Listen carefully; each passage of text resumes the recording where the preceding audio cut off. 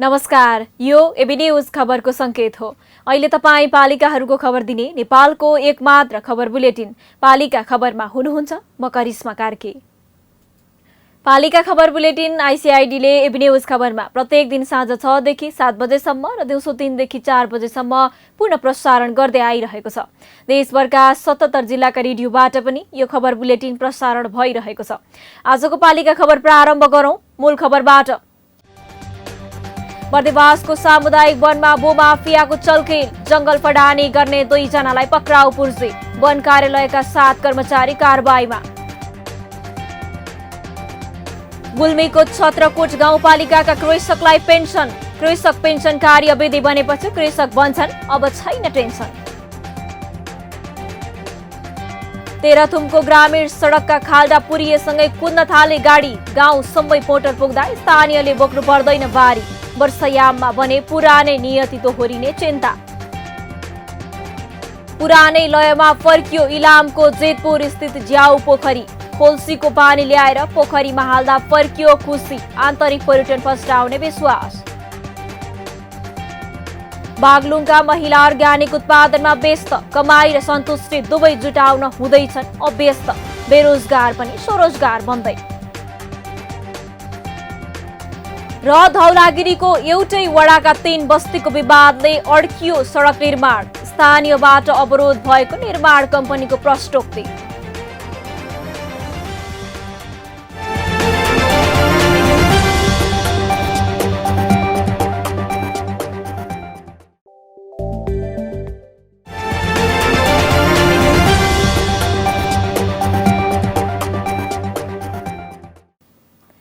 पालिका खबर अब विस्तारमा।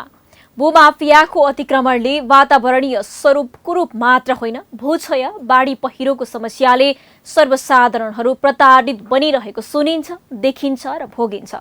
जमिनको अतिक्रमण भूमाफियाहरूको लागि त्यति नौलो पनि होइन, तर जंगलको अतिक्रमण गरी फडानी गरेर रातारात लाल पूर्जा नै आफ्नो नाममा बनाउने महोत्तरीको बर्देवासमा भएको घटनाले भने एकपल्ट सबैलाई झसङ्ग बनाएको छ। महोत्तरीबाट पालिका खबरदाता विशाल बस्नेतको एक रिपोर्ट।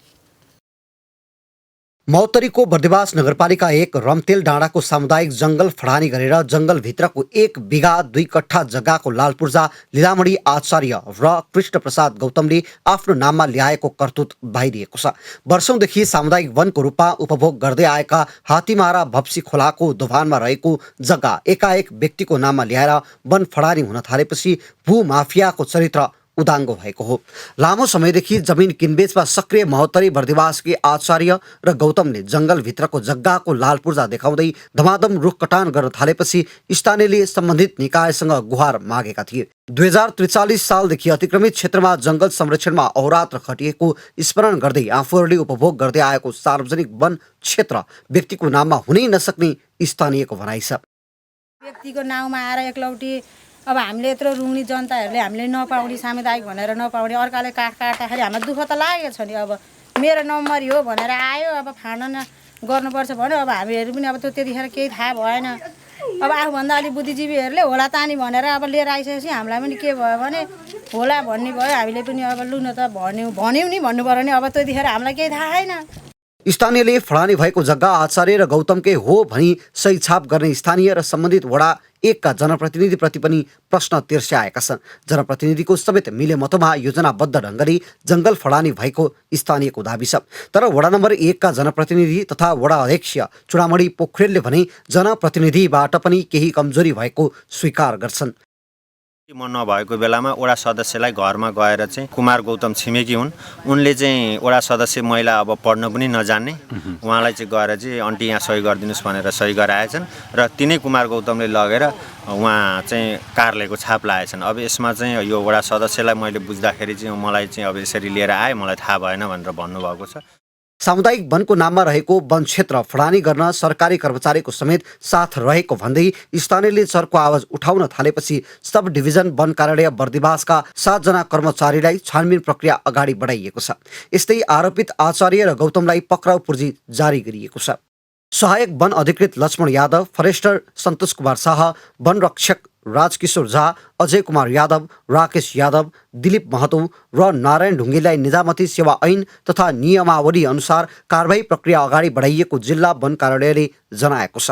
उता प्रदेश 2 का वन तथा वातावरण मन्त्री राम नरेश रायले कटान क्षेत्रको वस्तुस्थितिबारे जानकारी गराएपछि वन अतिक्रमण तथा फडानीमा संलग्न कसैलाई पनि नछोड्ने प्रतिबद्धता जनाएका छन्। यसमा जो दोषी पाउँछ त्यो कारबाहीको दायरामा यसको कामको स्टार्ट अब त्यो डेफोले के गरेको छ त्यो आफ्नो ठाउँमा छ र मन्त्रालयबाट त्यसको स्टार्ट भोलिबाट सुरु हुन्छ। यसको स्थानीयहरूले जुन यो यतिसम्म संरक्षण गर्न जुन देख्नुभयो हामीहरूलाई विश्वास भयो कि भूमाफिया अब यसबाट अब सचेत हुन्छ कि यहाँको नागरिक सचेत छन्।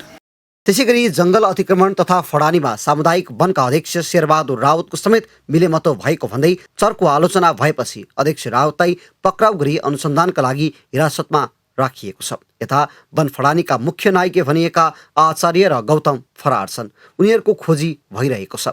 देखादेख सार्वजनिक जग्गा हडपेर आफ्नो नाममा ल्याउने भूमाफिया र उनीहरूलाई साथ दिने कर्मचारी र नेतालाई कडाभन्दा कडा कारबाही गर्न स्थानीयले माग गरेका छन्। सार्वजनिक जग्गालाई व्यक्तिको नाममा परिणत गर्ने जो कोहीलाई पनि राज्यले दण्डित गर्नुपर्छ, होइन भने भूमाफियाको रजगज अझ बढ्दै जानेछ। 2072 सालमा केपी शर्मा ओली नेतृत्वको सरकारले नीति तथा कार्यक्रम मार्फत नै कृषकलाई पेन्सन दिने घोषणा गरेको थियो। त्यसपछि कृषि मन्त्रालयले आफ्नो कार्ययोजनामा पनि कृषकलाई पेन्सनको व्यवस्था गर्ने निर्णय अनुसार काम अघि बढायो। धेरैले यो निर्णयलाई हास्यास्पद भएको तर्क पनि गरे, तर अहिले स्थानीय सरकारले कृषकलाई पेन्सन दिने भएका छन्। गुल्मीको छत्रकोट गाउँपालिकाले सुरु गरेको यस्तै व्यवस्थाले कृषक पनि खुसी भएका छन्। गुल्मीबाट पालिका खबरदाता टोपलाल अरियालको एक रिपोर्ट। सरकारी कर्मचारीले सेवानिवृत्त भएपछि सरकारबाट मासिक पेन्सन पाउँछन्, तर सायदैलाई लागेको थियो भविष्यमा कृषकले पनि सरकारी जागिरीले जस्तै पेन्सन बुझ्न थाल्छन् भनेर। 2072 सालमा पेन्सन दिन तत्कालीन कृषि विकास मन्त्रालयले गरेको तयारीको 5 वर्षपछि अहिले कृषकले पनि पेन्सन पाउने भएका छन्।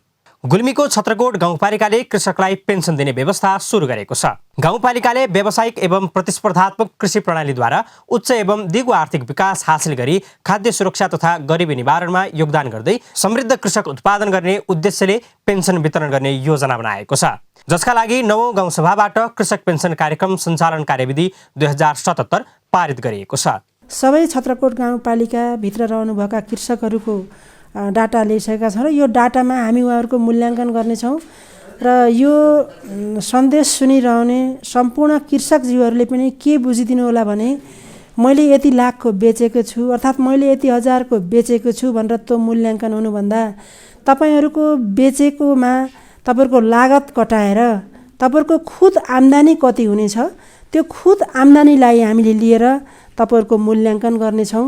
कार्यविधिमा गाउँपालिकाका अध्यक्ष संयोजक रहेको 5 सदस्यीय पेन्सन छनौट समिति र उपाध्यक्षको संयोजकत्वमा 4 सदस्यीय अनुगमन समितिको व्यवस्था गरिएको छ। किसानको तथ्याङ्क सङ्कलनसँगै वास्तविक कृषक पहिचान गरेर कार्यविधि संशोधन गरी वर्ग अनुसार पेन्सन तोक्ने गाउँपालिकाको योजना छ। किसानहरूलाई 3 वर्गमा पशुपालन गर्ने अथवा कृषि गर्ने गरेर क वर्ग, ख वर्ग र ग वर्ग गरेर 3 भागमा हामीले उहाँहरूलाई विभाजन गरेका छौँ। क वर्गको कृषकलाई हरियो, ख वर्गको कृषकलाई नीलो र ग वर्गको कृषकलाई पहेँलो परिचय पत्रको व्यवस्था गाउँपालिकाले गरेको छ। कृषकले वर्ग अनुसार पेन्सन प्राप्त गर्नेछन्। कार्यविधि अनुसार पशुपक्षीको हकमा गाई, भैँसी, बाख्रा, बङ्गुर, कुखुरा, ब्रोइलर प्रजाति, मौरी, स्थानीय हाँस र कृषितर्फ कागती, सुन्तला, अमिलो, आँप, लिचीजात तरकारी, टर्नेल, च्याउ, कफी, उखु र भुइँकटर उत्पादनलाई गाउँपालिकाले प्राथमिकता दिएको छ। उता किसान पनि गाउँपालिकाको योजनाले लाभान्वित हुनेमा मक्ख छन्। कृषकहरूलाई त मेहनत गर्ने त्यसको केही फाइदा हामीले पनि पाउनु पर्ने हो, तर के अरे गाउँपालिकाले हामीलाई त्यो कुरा केही जानकारी गर्दैन। मैले भैँसी पनि पाल्छु भनेर भैँसी दिने, आधा पैसा बिहोर्ने भनेर मैले त्यो पनि हुन्छ भनेर ओके गएर उहाँ कुरा गरेँ, त्यसको पनि हामीलाई केही पुछनी जो गरेन। विवेक यो राम्रै हो, तर के अरे कार्यान्वयन हुन्छ हुन्न, तर दिए राम्रो हो। हरेक कार्यक्रमका चुनौती त हुन्छन् नै, तर सामना गरेर उदाहरणीय बन्ने हिम्मत स्थानीय सरकारले दिलाउन सक्नुपर्छ। यो कार्यक्रमको विषयमा पनि जिल्लामा आलोचना र स्वागत दुवै भएका छन्। कार्यविधि अनुसार कार्यक्रम कार्यान्वयन गरेर कृषकले पेन्सन प्राप्त गर्ने अवस्थाको सिर्जना गरे वास्तविक स्थानीय सरकार छत्रकोट गाउँपालिका बन्नेछ। हिउँदमा उड्छ बुङ बुङते धुलो, वर्षामा क्याच हिलो, त्यति मात्र कहाँ हो र? वर्षामा खाल्डा पानीले भरिन्छन्, ढल निकास हुने कतै ठाउँ हुँदैन अनि सडक खहरेमा परिणत हुन्छ। यो सबै तेह्रथुमका ग्रामीण सडकको दुरावस्था हो। तेह्रथुमका 6 स्थानीय तह अहिले यो समस्यालाई अन्त्य गर्न जुटिरहेका छन्। अहिले चिसो याम भएकाले सडक सञ्चालन सहज रूपमा हुँदा स्थानीय कृषक खुसी छन्, तर धेरै समयका लागि भने होइन। तेह्रथुमबाट पालिका खबरदाता इन्द्र नेपालीको एक रिपोर्ट। गाउँ गाउँमा स्थानीय सरकार पुगेको 3 वर्ष पुरा भयो, तर कतिपय स्थानीय तहमा सडक संरचना जोडिएको भए पनि सवारी साधन सञ्चालन गर्ने अवस्थामा पुगेको छैन। कतिपय स्थानमा निर्माण सुरु भएको भए पनि मूर्त रूप पाउन नसक्दा सडकमा बुङ बुङ उड्ने धुलो र क्याची हिलो हुन्छ। यही नीति तेह्रथुमको सडकले भोगिरहेको छ। 6 स्थानीय तहका सदरमुकाम जोड्ने सडक वर्षाका कारण अवरुद्ध भएका थिए। सडक अवरुद्ध हुँदा सवारी साधन सञ्चालनमा आउन सकेको थिएन। बस्तीदेखि गाउँपालिकाको केन्द्र होस् या जिल्ला सदरमुकाम आउन सवारी साधन नचल्दा बिरामीलाई डोको र पिठ्यौमा बोकेर स्वास्थ्य चौकी पुर्याउनु पर्ने बाध्यता थियो। बर्खाको पानीले सबै भत्केर चाहिँ एकदम दुःखदायी अवस्थामा रहेको थियो। ती सडकहरूलाई सरसफाइ गर्ने, व्यवस्थापन गर्ने र गाउँ बस्तीका सडकहरूलाई चाहिँ व्यवस्थापन गरेकाले हाम्रा ती जुन चिज वस्तु उत्पादन भएकाले यहाँका समुदायका गरिब खेडेका वर्ग सबै साथीहरूले चाहिँ नगद साटेर आफ्नो जीविका आर्जन गर्नका लागि उनीहरूलाई सहज भएको अवस्था अहिले मैले बुझेको छु। तर स्थानीय सरकारको मद्दतमा जेसीबीले अहिले सडकलाई हेर्न लायक बनाएसँगै ग्रामीण क्षेत्रमा उत्पादन भएका अमृसो, अलैँची लगायतका उत्पादन बस्तीसम्म सस्तो दरमा पुग्दा किसानमा बल्ल खुसी छाएको छ। स्थानीय सरकारले गाउँ गाउँमा बाटो सरसफाइ गरिसकेपछि अब सदरमुकामबाट बाहिरबाट आउने सामग्रीहरू घर घर पुगेको छ। दोस्रो कुरा बिरामीलाई अब हस्पिटल जान सहुलियत भएको छ। गाउँघरमा निस्केबाट उत्पादन हुने अलैँची, अमृसो, अदुवा जस्ता कृषिजन्य उपजहरू चाहिँ घरमै गाडी ल्याएर किसानहरूले अलिक राम्रो रेटमा बेच्न सफल भएका छन्। नागरिकको जनजीवनलाई मध्यनजर गर्दै गाउँपालिकाको केन्द्र र गाउँ जोड्ने मुख्य सडक मर्मत भएसँगै गाउँका टोल टोलमा अहिले सवारी साधन पुग्न थालेका छन्। गाउँपालिकाको सदरमुकामसम्म खाद्य सामग्री बोकेका ट्रक, यात्रुवाहक बस सेवा, एम्बुलेन्स पुग्दा नागरिक मात्र नभई सडकमा गाडी चलाउन पाउँदा चालक पनि दङ्ग परेका छन्। छतर गाउँपालिकाले बाटो बनाए पश्चात छतरका विभिन्न क्षेत्रहरूमा गाउँ गाउँमा ठाउँ ठाउँमा हामीले गाडी पुर्याइराखेका छौँ र यात्रुहरूलाई पनि हामीले सेवा सहज रूपमा दिइराखेका छौँ। जेठदेखि अवरुद्ध भएका सडक फेदाप गाउँपालिकाको स्थानीय सरकारको पहलमा मर्मत गरेको हुँदा नागरिकलाई राहत मिलेको छ। स्थानीय सरकार नागरिकको घर आँगनमै रहेको हुँदा नागरिकको शास्तिलाई सहज बनाई नागरिकले स्थानीय तहको निर्वाचन अगावै आफ्नै लगानीमा खनेका सडकलाई मर्मत गरी दैनिक उपभोग्य सामग्री पहुँच पुर्याउन सहज भएको गाउँपालिकाको दाबी छ। सम्पूर्ण बाटाघाटाहरू जनताको आफ्नो चाहिँ लगानीबाट तथा विभिन्न स्रोतबाट खन्नेका बाटाहरू चाहिँ अलपत्र स्थितिमा रहेको हुनाले सबै बाटाहरूलाई चाहिँ पुनर्निर्माण गर्ने कार्य गरिरहेको अवस्था छ। अब सम्पूर्ण आफ्नो उत्पादन गरेका बाली नाली र बजारसम्म पुगेको अवस्था छ र बिरामी पर्दाखेरि चाहिँ हस्पिटलसम्म जानको लागि सुलभ भएको अवस्था छ। मौसमी विकास भन्दा 3 तहका सरकारले दिगो विकासको रूपमा ग्रामीण सडकलाई 12 महिना सञ्चालन हुने वातावरण सृजना गरे ग्रामीण क्षेत्रका नागरिकको जनजीवन सहज हुनेमा दुई मत छैन। पालिका बुलेटिनमा अब पालो ओपन ब्यालटको। आजको ओपन ब्यालटमा हामीले तपाईको स्थानीय तहको युवा लक्षित कार्यक्रम कस्ता छन् भनेर अर्घखाँची र बाजुराका युवालाई सोधेका छौं। हेरौं के भन्छन् उनीहरू।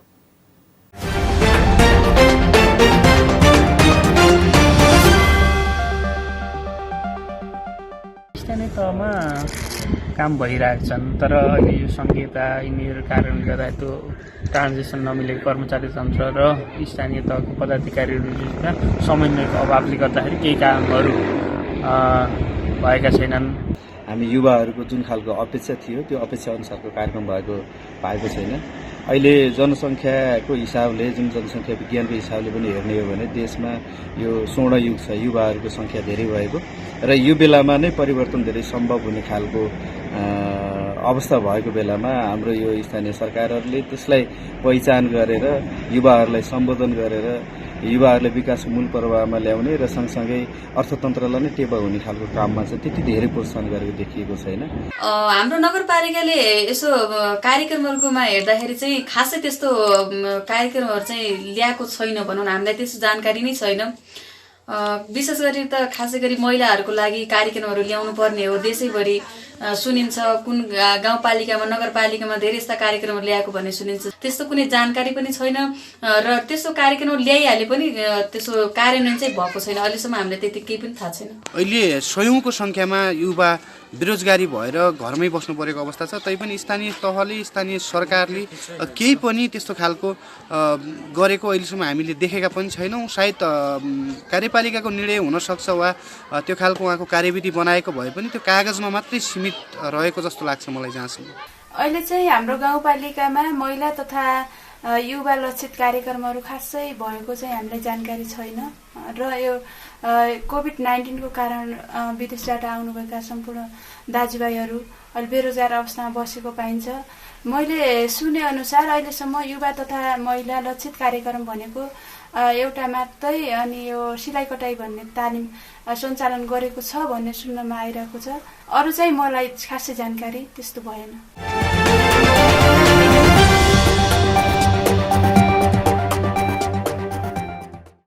पालिका खबरको सिलसिला अझै जारी छ, त्यसअघि विश्राम अघि मूल खबर।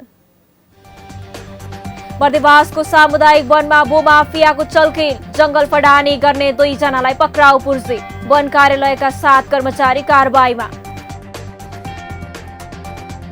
गुल्मीको छत्रकोट गाउँपालिकाका कृषकलाई पेन्सन, कृषक पेन्सन कार्यविधि बनेपछि कृषक बन्छन्, अब छैन टेन्सन। तेह्रथुमको ग्रामीण सडकका खाल्डा पुरिएसँगै कुद्न थाले गाडी, गाउँसम्मै मोटर पुग्दा स्थानीयले बोक्नु पर्दैन बारी, वर्षायाममा बने पुरानै नियति दोहोरिने चिन्ता। पुरानै लयमा फर्कियो इलामको जेतपुर स्थित ज्याउ पोखरी, खोल्सीको पानी ल्याएर पोखरीमा हाल्दा फर्कियो खुसी, आन्तरिक पर्यटन फस्टाउने विश्वास। बागलुङका महिला अर्ग्यानिक उत्पादनमा व्यस्त, कमाई र सन्तुष्टि दुवै जुटाउन हुँदैछन् अभ्यस्त, बेरोजगार पनि स्वरोजगार बन्दै। र धौलागिरीको एउटै वडाका 3 बस्तीको विवादले अड्कियो सडक निर्माण, स्थानीयबाट अवरोध भएको निर्माण कम्पनीको प्रष्टोक्ति।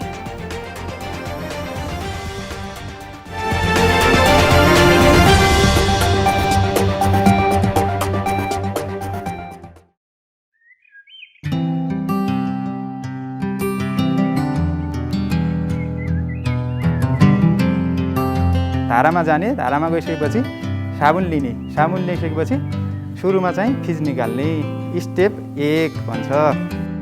त्यसपछि एकले अर्को हातको औँलाको बिचमा चाहिँ मजाले रगड्ने, यसलाई स्टेप 2 भन्छ। त्यसपछि त्यस्तै गरी ब्याक, त्यसपछि अर्को हातले त्यो हातमाथि, यो स्टेप 3। त्यसपछि इन्टरलक गर्ने, फेरि अर्को हातले, यो 4। त्यसपछि यो हाम्रो त्यो इन्टरलक गर्दाखेरि बुढी औँला छुटेको थियो, अब बुढी औँला समेत हामीले धुने। त्यसपछि बाँकी हुन्छ औँलाको टुप्पामा अथवा नङभित्र चाहिँ भएको फोहोरलाई चाहिँ मजाले हत्केलामा रगड्ने। त्यसपछि अर्को हातले नि, यो स्टेप 6 भयो। यो धोइसकेपछि त्यो माडिसकेपछि फेरि धारामा चाहिँ सेम अप्लाई गरेर चाहिँ मजाले धुने।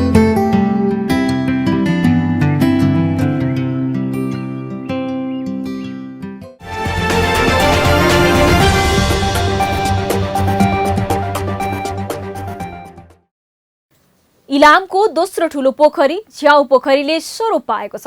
देउमाई नगरपालिका वडा नम्बर 8 र 9 को सिमाना जेतपुरमा अवस्थित पोखरी पुनर्निर्माणले पानी सञ्चय हुन थालेपछि आन्तरिक पर्यटन घुम्न आउन थालेका छन्।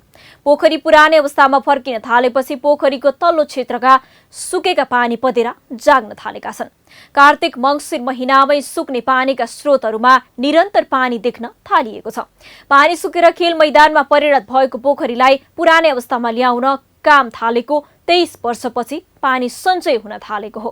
इलामबाट पालिका खबरदाता याम माबोहाङ लिम्बुको एक रिपोर्ट। यो तस्बिर इलामको देउमाई नगरपालिकामा रहेको झ्याउ पोखरीको हो, तर पोखरी कतै छैन। छेउमा ताल जस्तो पानी जमेको देखिन्छ भने अगाडि उठेको भूभाग। यहाँ कुनै समय खेलकुद गतिविधि पनि आयोजना हुने गर्दथ्यो, तर यो ठाउँको अहिले स्वरूप फेरिएको छ र अहिले यही ठाउँ यस्तो देखिन्छ। यही हो खासमा झ्याउ पोखरीको वास्तविक रूप। यसअघि त संरक्षणको अभावमा यो तस्बिरमा देखाइएको जस्तो हुन पुगेको थियो, तर अहिले पानी जम्मा हुन थालेपछि माछाका बुराहरू लगाइएको छ। पोखरी संरक्षणका लागि रोपिएका बहुमूल्य बिरुवा हुर्किन थालेका छन्। मनै लोभ्याउने पोखरीको दृश्यमा भुल्न गाउँमा आउने स्थानीय आगन्तुक पोखरी हेर्न र घुम्न रमाइरहेका छन्। आन्तरिक पाहुनालाई लोभ्याएको पोखरीमा आगन्तुकले प्रकृतिसँग लुकामारी खेल्दै फोटो खिच्दै खाली समय बिताउने गर्दछन्, जसले आन्तरिक पर्यटन व्यवसायलाई सहयोग गरेको स्थानीयवासीको भनाइ छ। झ्याउ पोखरीमा चाहिँ पर्यटकीय क्षेत्र नै बनेको छ। घुम्न आउने टाढा टाढादेखि यहाँ भिडियो यसो सुटिङ गर्ने कार्यक्रम बनेको छ र यहाँ हामीले लगभग 15 केजी माछा लगायौँ। धार्मिक आस्थाको दृष्टिले हेर्ने गरिएको पोखरी संरक्षण चेतनाको अभावले फोहोर मैला बढ्दै गएपछि विगत 70 वर्ष अघिदेखि सुक्न थालेर 40 वर्ष यता गाईबस्तुको चरण क्षेत्रसँगै खेल मैदानमा परिणत भएको थियो यो स्थान। स्थानीयमा पानीको सञ्चय गरेमा स्रोत नसुक्ने र सदाबहार हरियाली छाउने चेतना आएसँगै पोखरी पुनर्निर्माणमा कसिएको 23 वर्षपछि स्थानीयले खोल्सोको पानी ल्याएर पोखरीमा लाउन सुरु गरेपछि पोखरीको रूप पनि सफल भएको छ पुरानो लयमा फर्कन। पोखरीलाई चाहिँ एउटा पर्यटन प्रवर्धनको दृष्टिकोणले निर्माण गर्दै गएका छौँ। एक त यो प्राकृतिक हिसाब किताबले पहिले पनि थियो, अहिले आएर हामीहरूले चाहिँ यो बाहिर माटो उत्खनन गरेको बाटाघाटा यी आदि कुराले गर्दा त्यो पहिलेको लेयरलाई पुरेको अवस्था थियो। हाल आएर त्यो पुरेको लेयरलाई चाहिँ हामीहरूले फ्याँकेर पानी चाहिँ यसमा जम्मा गर्न थालेका छौँ। पोखरी पुनर्निर्माणमा पटक पटक गरेर 22,50,000 खर्च भइसकेको छ। 2054-55 सालमा स्थानीय सङ्कल्प युवा समाजले पोखरीको बीचमा रहेको थुम्कीमा मन्दिर निर्माण थालेसँगै पोखरी पुनर्निर्माणको शुभारम्भ भएको थियो। विक्रमसम्म 2075मा पुनर्निर्माणलाई संस्थागत गर्दै झ्याउ पोखरी संरक्षण तथा पूर्वाधार निर्माण उपभोक्ता समिति बनाइयो। समितिको मातहतमा पोखरी पुनर्निर्माणमा 19,50,000 खर्च गरिएको छ। त्यसलाई वरिपरि एउटा रिटर्निङ वाल हालेर त्यहाँ एउटा पुल बनाएर बिचमा एउटा मन्दिर जस्तो बनाउने लक्ष्य हाम्रो छ। झ्याउ पोखरीको बद्लिदो स्वरूपले नगरपालिकाको मन लोभ्याएको छ, पर्यटनको सम्भावनालाई बढाएको छ। अब यसलाई पुरानै स्थितिमा फर्कन नदिन यसको व्यवस्थापकीय पक्ष र प्रवर्धन गर्न आवश्यक देखिन्छ। गण्डकी प्रदेशको दोस्रो व्यापारिक केन्द्र हो बागलुङ बजार। यहाँ देश विदेशका उत्पादनसँग जोडिएर व्यापार र व्यवसाय गर्नेको संख्या धेरै छ। बागलुङमा जिल्ला बाहिरका उत्पादनको व्यापार मात्र होइन, स्थानीय उत्पादनको व्यापारले समेत जहान पाल्नेहरू छन्। स्थानीय उत्पादनमा हुने मुनाफा कम र उपभोक्ताले अर्ग्यानिक र विषादयुक्त उत्पादन छुट्याउन नसकेका कारण स्थानीय उत्पादनको कारोबार गर्नेलाई कठिन छ। विविध बाधाका बीच बागलुङमा एक महिला उद्यमीले जिल्लामा उत्पादित अर्ग्यानिक वस्तु बिक्री गरी स्वरोजगार बनेकी छन्। बागलुङबाट पालिका खबरदाता तारानाथ आचार्यको एक रिपोर्ट। बढ्दो परनिर्भरता, विषादयुक्त खानेकुरा र बजारमा पाइने जङ्क फुडका कारण मानिस स्वस्थ बन्न नसकेको बेला अर्ग्यानिक पसल सञ्चालन भएपछि यति बेला बागलुङका स्थानीयलाई राहत मिलेको छ। बागलुङकी सृजना पाण्डेले पुरुषको तुलनामा महिलाले पनि केही गर्न सक्छन् भन्दै थालेको अर्ग्यानिक उत्पादनको व्यवसायले नै उनलाई आर्थिक रूपमा सम्पन्न बनाउँदै लगेको छ। स्थानीय उत्पादनले स्वरोजगार बनिने उदाहरण समेत प्रस्तुत भएको छ। गाउँघरमा पाइने स्थानीय उत्पादनलाई एकीकृत गरेर बागलुङ नगरपालिका वडा नम्बर 3 मा उनले न्यू धौलागिरी एग्रो प्रोडक्ट उद्योग सञ्चालनमा ल्याएकी छन्। उनको उद्योगबाट फापरको पिठो, मकैको च्याख्ला, टिमुरको छोप, गहुँको पिठो, चामलको पिठो, गाउँमा उत्पादित सिमी, भाङ लगायतका गाउँघरमै उत्पादन हुने वस्तु बिक्री हुँदै आएको छ। कहाँ पाउने चाहिँ फापरको पिठो, लोकल भाङको, अनि कोदोको पिठो, अनि यो कोदो फापर गहुँ मिक्स गरेर ढिँडो पिठो पनि छ अरे, अनि मकैको च्याख्ला, अनि त्यसै मसलाहरू पनि छ अरे। खास मसलाको लागि अलिक फोकस गरेर बनाएको छु। व्यापार एकदम राम्रो छ। यो सामानहरू त धेरै भैरव, बुटोल, काठमाडौँतिर अब बाहिर प्याकिङ चिजहरू बाहिर अस्ट्रेलिया, अमेरिकातिर पठाउनेहरू गरिन्छ। सदियौँदेखि चुलो चौकामा खुम्चिएका महिला पछिल्लो समय आफै व्यवसाय थालेर आत्मनिर्भर हुन थालेका छन्। पाण्डेले स्थानीय उत्पादनलाई एकीकृत गरी बजारीकरण गरेपछि ग्रामीण क्षेत्रका महिलाले उत्पादन गरेको वस्तुले बजार पाउन सहज भएको छ। यहाँ नपाइने भन्ने चिज केही छैन, त्यसकारणले गर्दा यो अर्ग्यानिक तर्फ उन्मुख छन्। सबै दिदीबहिनीहरूले पनि प्रेरणाको स्रोतको रूपमा लिएर अझ भोलिको दिनमा हामी काम गर्न सकौँ। सबैले आफ्नो आफ्नो तर्फबाट जुन खालको व्यावसायिकतिर अझ बढी लाग्नको लागि मैले चाहिँ अनुरोध पनि गर्न चाहन्छु। रोजगारी नहुँदा बेरोजगार छौँ भन्दै घाम तापेर दिन बिताउने युवा युवती र महिलाले पाण्डेले गरेको कामबाट पाठ सिक्न सकेमा बेरोजगारीको दर घटाउन सकिन्छ। यस्ता कामहरूलाई स्थानीय सरकारले प्रोत्साहन गर्न पनि सक्नुपर्छ। अनि मात्र गाउँमा कृषि क्षेत्रको माध्यमबाट विकास हुन सक्छ। पालिका बुलेटिनमा अब पालो पालिका टकको।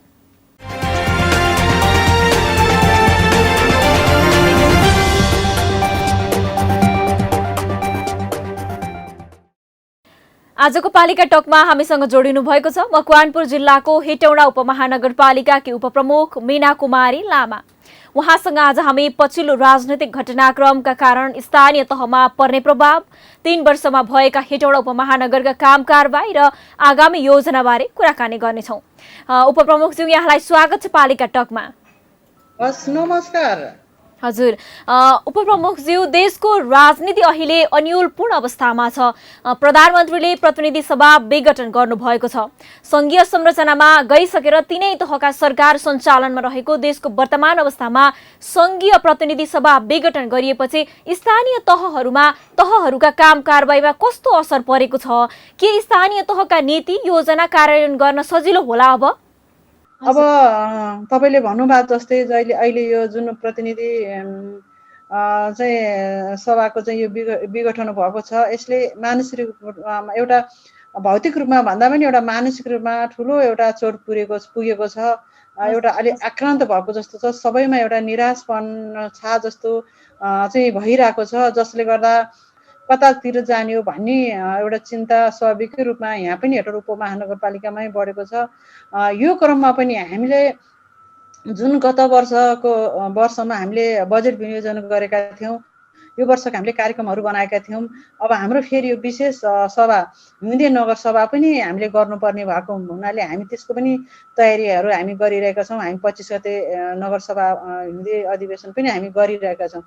यो सन्दर्भमा हेटौडा उपमहानगरपालिका माथिल्लो तहमा जे भए तापनि हामी स्थानीय तहमा हामी रहन्जेल हामीले तीव्र गतिमा र हामीले आम नागरिकको सेवामा लाग्नुपर्छ भनेर अब हामी यतातिर चाहिँ ढल्केका छौँ। हजुर, उपप्रमुखज्यू, तपाईहरू निर्वाचित भएर आएको 3 वर्ष बितेको छ। यो 3 वर्षको अवधिमा आफूले गरेका कामको समीक्षा कसरी गर्नुहुन्छ? तपाईँको मुख्य जिम्मेवारीमा रहेको न्यायिक समितिको काम कसरी भइरहेको छ बताइदिनुहोस् न। हामी जुन एउटा गतिमा चाहिँ हामी जानुपर्ने थियो, स्वाभाविकै रूपमा हामीले यो नयाँ संरचनामा नगरलाई अगाडि बढाउनु पर्ने थियो, जसमा सबभन्दा पहिला हामीले ऐन कानुनलाई नै हामीले प्राथमिकता दियौँ र त्यसपछि आएर समग्र रूपमा नगरको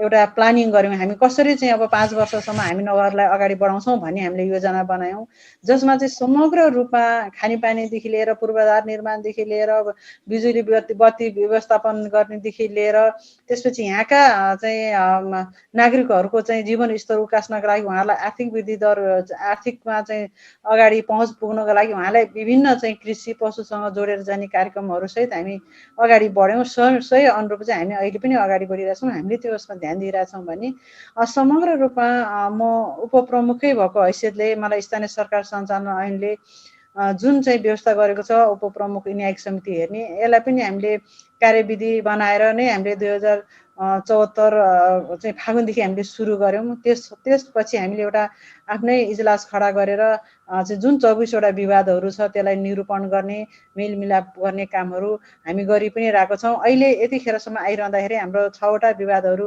हामीले टुङ्ग्याएको विवादहरू चाहिँ हामी टेस्टेड पनि भएका छौँ।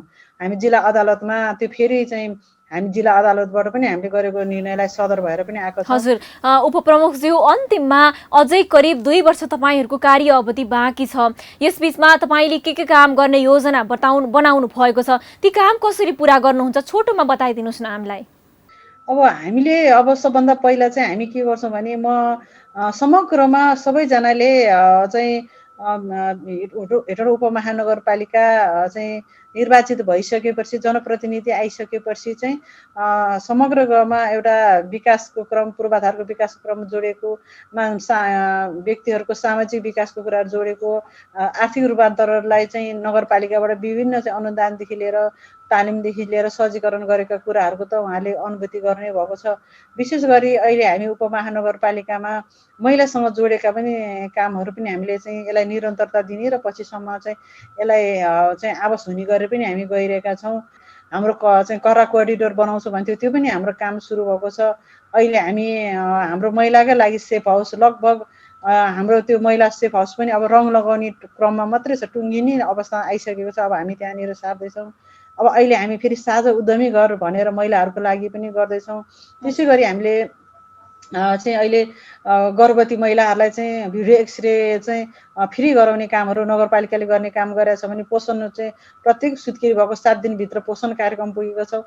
ज्येष्ठ नागरिकहरूलाई हेर्ने हो भने हामीले त्यसरी चाहिँ यी समग्रमा विभिन्न चाहिँ हामीले क्रियाकलाप गरेर आम नागरिकलाई सेवा दिने कुरामा उपमहानगरपालिका अगाडि बढिरहेका छौँ र समग्रमा हेटौँडा उपमहानगरपालिकाको जति पनि विकास निर्माणका कामहरू छन्, जति पनि यहाँ क्रियाकलापहरू भइरहेका छन्, सबैलाई निरन्तरता चाहिँ हामी गर्ने नै छौँ। र अर्को कुरा जुन अहिले यो हाम्रो पालिका खबरको चाहिँ यो सही भाग नागेको छ, यसको चाहिँ हार्दिक शुभकामना पनि व्यक्त गर्न चाहन्छु। हजुर, धेरै धेरै धन्यवाद उपमेयरज्यू, यहाँलाई यो महत्त्वपूर्ण समयको लागि धेरै धेरै धन्यवाद। हस्, धन्यवाद। हस्।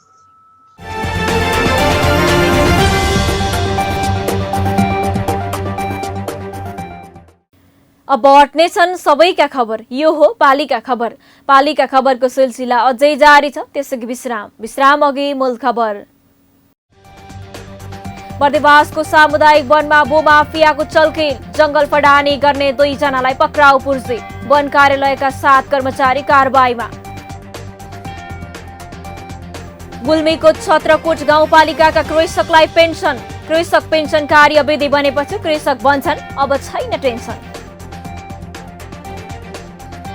तेह्रथुमको ग्रामीण सडकका खाल्डा पुरिएसँगै कुद्न थाले गाडी, गाउँसम्मै मोटर पुग्दा स्थानीयले बोक्नु पर्दैन बारी, वर्षायाममा भने पुरानै नियति दोहोरिने चिन्ता। पुरानै लयमा फर्कियो इलामको जेतपुर स्थित ज्याउ पोखरी, खोल्सीको पानी ल्याएर पोखरीमा हाल्दा फर्कियो खुसी, आन्तरिक पर्यटन फस्टाउने विश्वास। बागलुङका महिला अर्ग्यानिक उत्पादनमा व्यस्त, कमाई र सन्तुष्टि दुवै जुटाउन हुँदैछन् अभ्यस्त, बेरोजगार पनि स्वरोजगार बन्दै। र धौलागिरीको एउटै वडाका 3 बस्तीको विवादले अड्कियो सडक निर्माण, स्थानीयबाट अवरोध भएको निर्माण कम्पनीको प्रष्टोक्ति।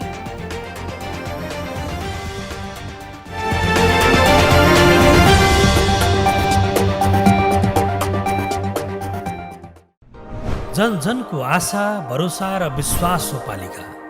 जनताद्वारा जनताले जनताकै लागि शासन गर्ने संयन्त्र हो पालिका। उसो भए जनताले के पाइरहेका छन्, के थिए त अपेक्षा? नेतृत्व, नीति र व्यवहार सही छ?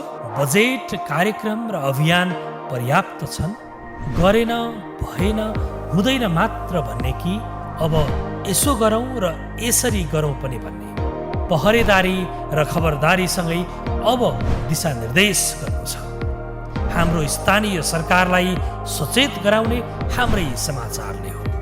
अब अट्नेछ सबैको खबर, यो हो पालिका खबर।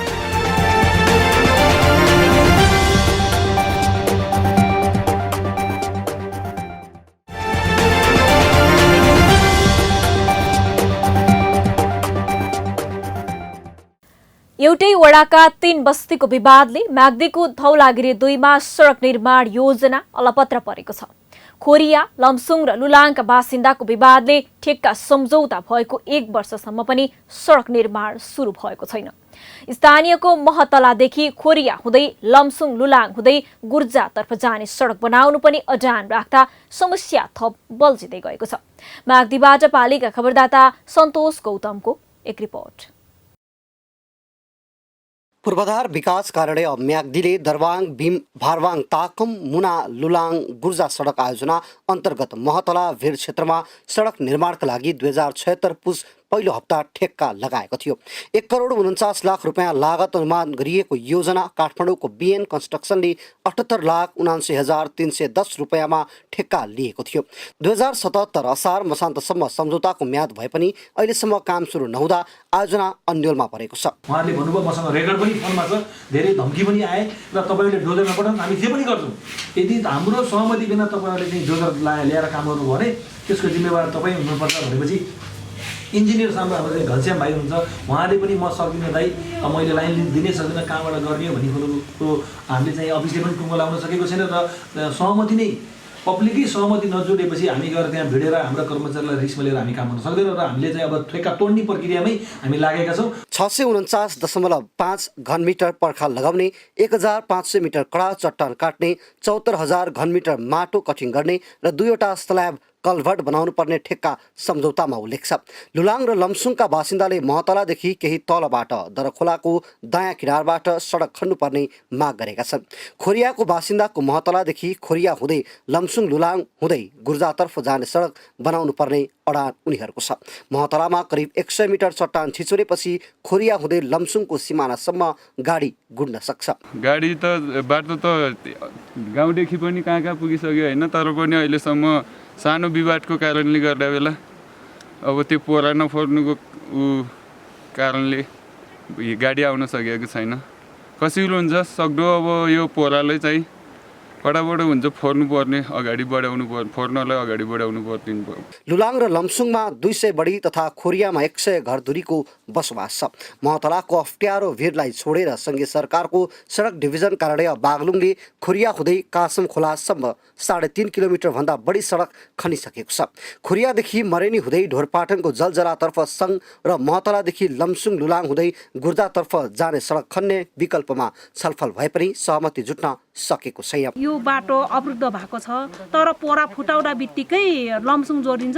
मैले चुनावी बेलामा वडा कार्यालय छाउने छौ भनेर भनेको थिएँ। यो पोरा फुटायो भने त मेरो वचन चाहिँ पुरा भए जस्तो लाग्छ। यो पोरा फुटाएर बाटोलाई अगाडि बढाउनुमा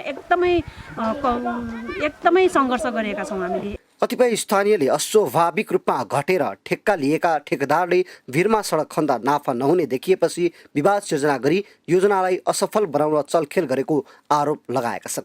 गाउँपालिकाले लुलाङ हुँदै गुर्जा जोड्ने सडक निर्माणका लागि विनियोजन गरेको 40 लाख रुपियाँ बजेट पनि कार्यान्वयन हुन सकेको छैन। सडक निर्माणको विषयमा जनप्रतिनिधि समेत विभाजित हुँदै आएका छन्। पालिका खबर बुलेटिनमा अब पालो पालिकामा आज दिनभर कुन पालिकामा के भयो, सहकर्मी सन्तोष पोखरेलको साथमा पालिकामा आज।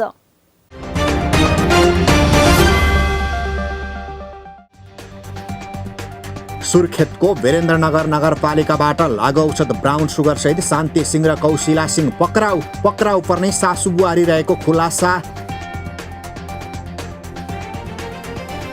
धनुषाको जनकपुर धाम उपमहानगरपालिकाका विद्यालय सञ्चालन, विद्यार्थीको स्वास्थ्य सुरक्षा पहिलो प्राथमिकता। रामेछाप नगरपालिकाले सुरु गर्यो एकीकृत घुम्ती शिविर, गाउँमा घर आँगनमै सेवा पाउँदा नागरिक दङ्ग। महोत्तरीको शमसी गाउँपालिका कार्यालयलाई विकास बजेट खर्च नगर्न उच्च अदालत जनकपुरले दियो आदेश। स्थानीय सरकार सञ्चालन ऐन 2074 को कार्यविधि पूरा नगरी गाउँ सभा गरेको खुलासा। पर्साको बेरगञ्ज महानगरपालिकाबाट 6 लाख रुपैयाँ बराबरका भन्सार थलीका सामान बरामद गरिएका सामान भन्सार कार्यालयमा बुझाइयो। ललितपुरको बागमती गाउँपालिकाले आउँदो 25 देखि 29 पुससम्म बागमती गाउँपालिका अध्यक्ष कप फुटबल प्रतियोगिता आयोजना गर्ने। प्रतियोगिता पिउटार स्थित गाउँपालिकाले निर्माण गरेको खैरघारी खेल मैदानमा सञ्चालन हुने। रूपन्देहीका महिला जनप्रतिनिधि सम्मिलित उद्यमशीलता प्रवर्धन समिति गठन। संस्थाको घुम्ती बैठक लुम्बिनी सांस्कृतिक नगरपालिकाको सभा हलमा सम्पन्न। ताप्लेजुङको पाथीभरा जङ्गलमा केही दिनदेखि लागेको आगो अझै नियन्त्रणमा आएन। दुर्लभ वन्यजन्तु रेड पाण्डा सङ्कटमा। पूर्व पश्चिम राजमार्ग अन्तर्गत धनुषाको धनुषाधाम नगरपालिका 9 धारापानीमा भारतीय ट्रक र इन्धन बोकेको ट्याङ्कर एक आपसमा जुत्दा 2 जनाको मृत्यु। बाक्लो उसो लाग्दा राजमार्गको यात्रा कठिन बन्दै। जुम्लाको गुठीचौर गाउँपालिका 2 निवासी शारीरिक रूपमा पूर्ण अशक्त निर्मला बुढा र विष्णुमाया बुढालाई पुनर्स्थापना गर्न मानव सेवा आश्रम सुर्खेत पठाइयो। गुठीचौर गाउँपालिकाले 1 जना सहयोगीसहित जहाजबाट सुर्खेत लाने व्यवस्था मिलाइदियो। तेह्रथुमका स्थानीय तहलाई प्रधानमन्त्री रोजगार कार्यक्रमको 6 करोड रुपैयाँ। अब 1700 भन्दा बढी नागरिकले रोजगारी पाउने। ताप्लेजुङको मेक्वा खोला गाउँपालिका 2 ले सुरक्षित नागरिक आवास कार्यक्रमका लागि गर्यो 46 घर परिवार छनौट। टल्किने भए जस्ताले घर। दोलखाको भीमेश्वर नगरपालिकाका नगर प्रमुख भरत केसीलाई कोरोना संक्रमण पुष्टि। केसी बसे होम आइसोलेसनमा। झापाको मेचीनगर नगरपालिका 8बाट अवैध लागु औषध खैरो हिरोइन सहित 2 जना पक्राउ पर्नेमा सोही ठाउँ बस्ने 24 वर्षीय सुरज पौडेल र अर्जुनधारा नगरपालिका 8 का 21 वर्षीय अंकित शर्मा। सुर्खेतको वीरेन्द्रनगर नगरपालिकाले गर्यो ज्येष्ठ नागरिकलाई न्यानो कपडा वितरण। गर्भवती महिलालाई कोसेली वितरण कार्यक्रम पनि सम्पन्न। किरात समुदायको चाड साकेला उधौलीको अवसरमा उदयपुरका 2 पालिकाले दिए सार्वजनिक विदा दिनीमा लिम्चुङबुङ गाउँपालिका र चौदण्डीगढी नगरपालिका। रसुवाको कातलाङमा 2वटा घरमा आगलागी। घरभित्र भएको सामान जलेर नष्ट। चितवनको माडी नगरपालिकाका सबै विद्यालयमा दिवा खाजा कार्यक्रम सञ्चालन। 5 कक्षासम्म अध्ययन गर्ने विद्यार्थीलाई दिवा खाजा। वैकल्पिक विधि प्रभावकारी नबनेपछि इलाममा विद्यालयबाटै पढाइ सुरु। विद्यालय खुले पनि विद्यार्थीको सहभागिता भने कम। र खोटाङको हलेसी तुवाचुङ नगरपालिका 3 बालनमारीकी 45 वर्षीय ढ्याकी राईको सुनकोशी नदीले बगाएर मृत्यु।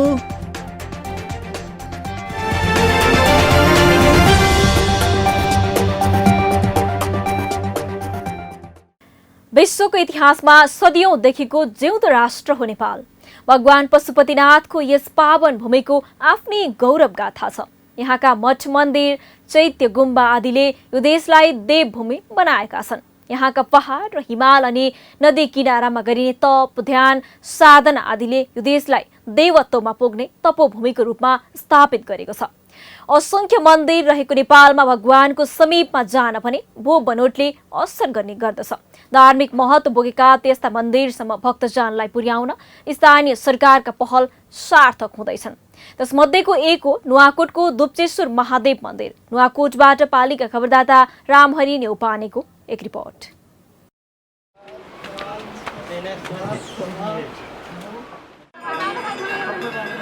यो महादेवको मन्दिर अनकन्टार भिरमा रहेको ओडारमा अवस्थित भएकाले दर्शनको लागि भक्तजनहरू लहरा र पहरा हुँदै जानुपर्ने बाध्यता थियो। तर स्थानीय सरकार आएसँगै अहिले मन्दिरमा सहजै दर्शन गर्न सकिन्छ। दुप्चेश्वर गाउँपालिकाले झुन्डिएर जानुपर्ने स्थानमा सिँढीको निर्माण सहित त्यसमा छाना लगाइदिएको छ भने रेलिङबार विश्रामस्थल आउजाउ गर्न दोहोरो लामबद्ध हुने गरेर भक्तजनलाई सहज बनाएको छ। हिजोको परापूर्व कालदेखि र हिजो अलिकति यो मन्दिरमा आउनका लागि यो कुर्सिलोको लहरामा झुन्डिँदै जानुपर्ने अवस्थादेखिको कुराहरू र यहाँनिर हिँड्ने साँघुरो बाटोहरू भएको कारणले यहाँ भक्तजनहरूलाई चाहिँ एकदमै असहज परिस्थिति रहेको कारणले हामीले अहिले यो छिँडीहरू निर्माण गरेका छौँ। जसरी वृद्ध बालबालिका र धेरै टाढाबाट आउने बर्खाको टाइममा पनि यो मन्दिर चलिरहेको कारणले हामीले यो फाइबर छानुको पनि व्यवस्था गराएर गर्दाखेरि सहज रूपमा चाहिँ यहाँ दर्शनार्थीहरूलाई चाहिँ सहजता भएको छ। दुप्तेश्वर महादेवको दर्शनको लागि केही वर्ष पहिलासम्म भिरपाखा र पहरा हुँदै गएका भक्तजन अहिले सिँढी चढेर सहजै भगवानको स्थानमा पुग्दा उत्साहित बनेका छन्। धेरै चाहिँ राम्रा कामहरू भएको देखियो, भक्तजनहरूलाई आउन सहज वातावरण भएको देखियो। मलाई धेरै खुसी लाग्यो। पहिला र अहिले अन्तरमा धेरै विकास भएको, यहाँ धेरै महत्त्व दिएको अवस्था छ। यो जनप्रतिनिधि अथवा यहाँका जनतालाई धन्यवाद पनि दिन चाहन्छु र म धेरै नै यो मानेमा खुसी पनि छु। साबिकको 7वटा गाविसलाई समावेश गर्दै राज्य पुनर्संरचनाको समयमा यही मन्दिरको नामबाट नै स्थानीय तहको नाम दुप्तेश्वर गाउँपालिका राखिएको हो। यहाँ हरेक वर्षको धान्य पूर्णिमा र फागु पूर्णिमाको अवसरमा लाग्ने विशेष मेलासहित नियमित पूजा सञ्चालन र दर्शनार्थीको सहजताका लागि स्थानीय तहको स्थापना पश्चात संरक्षण कोष समेत बनाइएको छ। यही कोष मार्फत मन्दिरको संरक्षण, प्रवर्धन र प्रचार प्रसारको लागि तदारुकता दिँदै आएको दुप्तेश्वर गाउँपालिकाले आगामी दिनमा अब कोसेली घरको निर्माण गरेर स्थानीय तहका उत्पादन, कला तथा सिप मार्फत बनेका डोका, धुन्से, नाङ्ला, धुपी लगायतका हस्तकला सामग्रीको प्रवर्धनमा जुट्ने भएको छ। मन्दिरमा आउने पर्यटकहरूलाई आउनका लागि उत्प्रेरित मात्र गरेका छौँ र केही दिएर पठाउनका लागि पनि गर्नुपर्छ भन्ने एउटा यो धार्मिक मात्र नभएर पर्यटकीय स्थल नै भएको कारणले कोसेली घरको पनि स्थापना गरेर तत्कालै हामीले यहाँ उत्पादित यहाँको सिप, क्षमता, दक्षता र यहाँको चाहिँ स्रोत र साधनलाई चाहिँ हामीले अर्को प्रमोसन गरेर यसलाई चाहिँ व्यवस्थापन गरेर यहाँबाट चाहिँ कोसेलीको रूपमा चाहिँ आउने व्यक्तिहरूलाई चाहिँ यहाँबाट बेचबिखन गरी यहाँको आर्थिक समृद्धिको लागि अगाडि बढ्नलाई पनि हामीले यो अवसरको रूपमा यो ठहरलाई चाहिँ लिएका छौँ। समुद्र मन्थन गर्दा निकालिएको 20 सेवनले छटपटिएका शिव महादेव काठमाडौँको पशुपतिनाथ मन्दिर हुँदै दुप्तेश्वरमा बास बसेर गोसाई कुण्ड पुगेको किम्बदन्तीसँग पनि यसको महत्त्व गाँसिएको छ। स्थानीय सरकारले देखाएको सक्रियताले धार्मिक पर्यटन सहित यहाँ पर्ने लाङटाङ राष्ट्रिय निकुञ्ज सहितको ओझेलमा परेका मनोरम दृश्यको गरिमालाई बढाउन सहयोग पुग्ने देखिन्छ।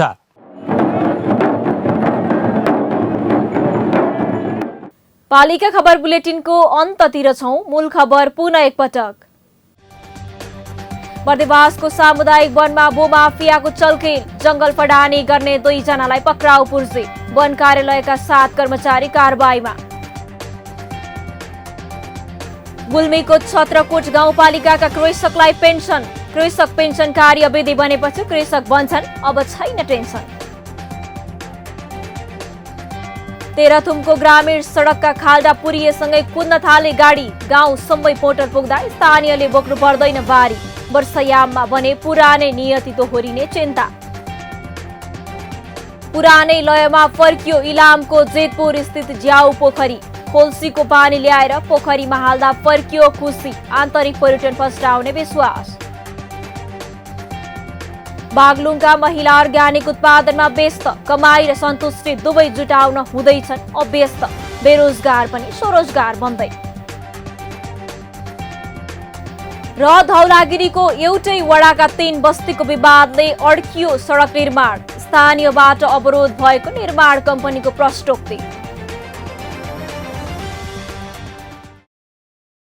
हस्त आजको पालिका खबर बुलेटिन यति नै। पालिका बुलेटिन फेसबुक, युट्युब, इन्स्टाग्राम र हाम्रो अनलाइन संस्करण www.palikaKhabar.com बाट हेर्न, पढ्न र सुन्न सक्नुहुनेछ। साथै यो बुलेटिन देशका 77 जिल्लाका रेडियोबाट पनि हरेक दिन सुन्न सक्नुहुनेछ। पालिकाहरूको गतिविधि समेटिने नेपालको एकमात्र खबर बुलेटिन पालिका खबर लिएर भोलि पुनः आउने नै छौं। एबी न्यूज खबर हेर्दै रहनुहोला। नमस्ते।